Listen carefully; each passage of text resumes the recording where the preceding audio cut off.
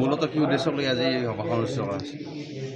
আমাৰ বিটিআৰ অঞ্চলৰ গ্ৰাম্য উন্নয়নক লৈ পেলাই আমি বহুতখিনি কাম কৰিব পাৰোঁ আৰু সেইখিনি কাম যিটো আমাৰ panchayat and rural development department আছে, য'ত আমাৰ ব্লক আছে, PD আছে, তাত যিখিনি কাম হ'ব লাগে সেই কামবিলাক হৈ উঠা নাই। বহুতখিনি ডিষ্ট্ৰিক্টৰ ডাটাবিলাক ঠিক নহয়, যিখিনি আমাৰ পটেঞ্চিয়েল আছে সেইটো ফুল্লি ইউজ কৰি কাম কৰিবলৈ পৰা নাই। আৰু মই বিশ্বাস কৰোঁ যে DRDয়ে যদি ভালকৈ কাম কৰে আমাৰ গ্ৰাম্য অঞ্চলৰ অৰ্থনীতিটো মানে সম্পূৰ্ণভাৱে সলনি হৈ যাব। আৰু সেইকাৰণে এই ৰুৰেল ডেভেলপমেণ্টেল স্কিমবিলাক এফেক্টিভলি কেনেকৈ আমাৰ অঞ্চলত কাম কৰিব পাৰোঁ, ইয়াৰ কাৰণে আজি অসম চৰকাৰৰ principal secretary PNRD, commissioner secretary PNRD, director PNRD তেখেতসকলক ইয়াত মাতি অনা হৈছে। আৰু আমাৰ বিটিআৰ চৰকাৰৰ ডেপুটি চিফ ডাঙৰীয়া যিয়ে নেকি PNRDৰ দায়িত্বত আছে, প্ৰিন্সিপাল ছেক্ৰেটাৰী আছে আমাৰ, আৰু PNRD ডিপাৰ্টমেণ্টৰ secretary, deputy secretary, all PDs, all BDOs, all আমাৰ SRLMটো চাই থকা DPM, BPM সকলক লৈ পেলাই আজি এই কৰ্মশালাটো চলি আছে। আৰু আজি আমি দেখিবলৈ পাইছোঁ যে আমাৰ যিবিলাক ডাটা ডিছপ্লে কৰা হৈছে এই ডাটাবিলাকতো খুব বেছি ছেটিছফেক্টৰী নহয়। আৰু সেইকাৰণে আমি কৈছোঁ তেখেতসকলক যে কামবিলাক এফেক্টিভলি কৰিব লাগে। ৰাইজে কাম কৰিবলৈ ৰেডি আছে, প্ৰায় 40,000 ছেল্ফ হেল্প গ্ৰুপে বিভিন্ন কাম কৰিবলৈ আমাৰ ৰেডি আছে, কিন্তু আমি তেখেতসকলক কাম দিব মানে পৰা নাই, বা কাম দিব অফিচাৰসকলে যিটো ওলাই দিব লাগে সেইটো ওলাই দিব নোৱাৰাৰ ফলত আজি অৰ্থনীতিটো মানে যেনেকৈ আগুৱাই যাব লাগে আগুৱাই যাব নাই। বেংকবিলাকো পজিটিভলি কাম কৰা নাই, বহুত ক্ষেত্ৰত বেংকসকলে একাউণ্ট খোলাত বহুত লেজি কৰি আছে, আৰু য'ত আমাৰ লোন দিব লাগে গভৰ্ণমেণ্ট স্কিম থকাৰ পিছতো লোনবিলাক দিব নিবিচাৰে।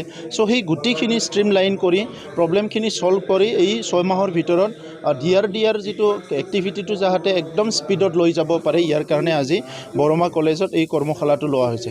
আগৰ পৰাই এইটো চলি আছে, আৰু টাৰ্গেটটো আছে কি এমপ্লয়মেণ্টো দিব লাগে, ৱেজটো দিব লাগে। তো 100 দিনৰ মানে ৱেজ মানুহ এজনে পাব লাগে, যিটো আনএমপ্লয়ড মানুহ বহুদিনে 100 দিন পোৱা নাই। আৰু কি হৈছে, একাউণ্টবিলাক খুলি থৈ দিয়ে, কামবিলাক সময়ত নহয়, কিছুমানৰ ৱেজটো মানে মানুহক দি দিয়ে, মেটেৰিয়েল পইচাটো বহুত দেৰি পিছত আহে, আৰু সেই মেটেৰিয়েলটো যেনেকৈ ইউজ কৰিব লাগে তেনেকুৱা নকৰে। মই সেইকাৰণে কৈ আছোঁ যে ইয়াৰ এটা পলিচিৰো এটা চেঞ্জ আহিব লাগে। এট এ টাইম মানে মেটেৰিয়েল আৰু আপোনাৰ কি আছে ৱেজেছ একেলগে আহিব লাগে, যাতে একেলগে কামটো কৰিব পাৰে। তো ইয়াৰ মেকানিজিমবিলাক অলপ চেঞ্জ কৰিব লাগিব।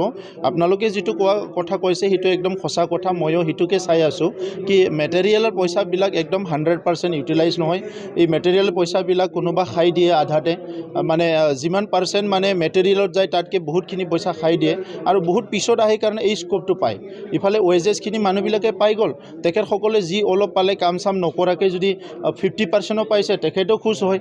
আনপিনেদি মেটেৰিয়েল পইচাটো পিছত আহিছে, মেটেৰিয়েলটো কোনো ক্ষুধা মানুহ নাই, সেইকাৰণে সেইটোৱে খুচ হয়। তো সেইকাৰণে ইমানখিনি গছ পুলি ৰোৱাৰ আঁচনি লৈছে আজিলৈকে, আপোনালোকে গছ পুলি বিচাৰি নাপাব।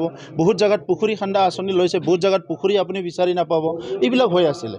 তো সেইটোকে আমি এতিয়া এড্ৰেছ কৰি আছোঁ, ৰিড্ৰেছ কৰি আছোঁ, যাতে আমাৰ বৰ্তমান যিটো আমাৰ টকা আহিছে, যিটো ফাণ্ড আহিছে বা আহিব, সেইখিনি যাতে প্ৰপাৰলি ইউটিলাইজ হয়। এই কাৰণে আমি আজি ষ্ট্ৰীমলাইন কৰাৰ কাৰণে সঘনে মানে মিটিংবিলাক লোৱা হৈছে। আপোনাৰ সন্তান GNM বা ANM নাৰ্ছিং পাঠ্যক্ৰমৰ বাবে আগ্ৰহী নেকি? দৰিদ্ৰ সীমাৰেখা তলৰ মেধাৱী ছাত্ৰীসকলৰ বাবে সুখবৰ আনিছে কোকৰাঝাৰ ছেম কলেজ অফ নাৰ্ছিঙে। 2 আৰু 3 বছৰীয়া নাৰ্ছিং পাঠ্যক্ৰমৰ বাবে আগবঢ়াইছে 50% ৰেহাই। এই সুবিধা লাভ কৰিবলৈ শীঘ্ৰেই যোগাযোগ কৰক 9854550697 আৰু 9854300175 নম্বৰত। যোগাযোগৰ অন্তিম তাৰিখ 5 মাৰ্চ 2022।